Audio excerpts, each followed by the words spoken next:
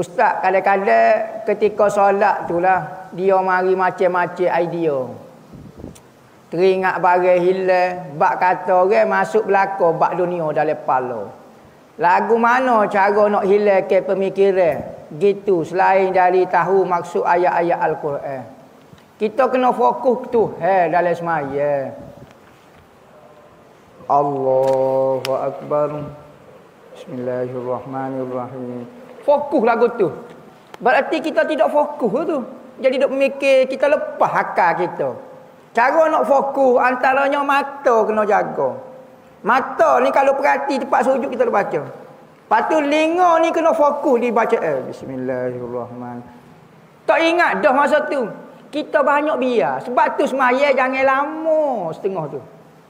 Bismillahirrahmanirrahim. Faham mereka dah. Tok Bilal di Chicago, New York. Duk jumpa dengan artis. Tak tahu mana. Dia kena baca. Bismillahirrahmanirrahim. Alhamdulillah. Jelas. Tepat. Tu ya kita. Jangan banyak ruang kosong dalam semaya.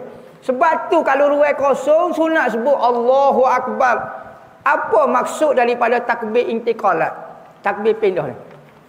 Sebab apa? Sebab kosong kat sini. Maka tak siri kosong ruang dalam semaya sebut Allahu Akbar. Gerak pun takut kita tengah gerak tu koyak sebentar kosong ruang mikir. Sebab tu semua gerak Allahu Akbar. Sami Allahu liman hamidah. Allah, Allah, Allah. Lepas Allah tu baca selalu. Jangan banyak berhenti dalam semaya. Duduk istirahat pula duduk sebentar. Perut bangun selalu. Jangan duduk sebab jangan ada ruang kosong dalam semaya. Kerana kalau ada ruang kosong tu ngoyak. Tak imej baca bismillah kita duduk saja sudah ngoyak selalu. Contohnya kita baca Fatihah bismillahirrahmanirrahim. Kita dengar pula tak ada ngoyak masa tu.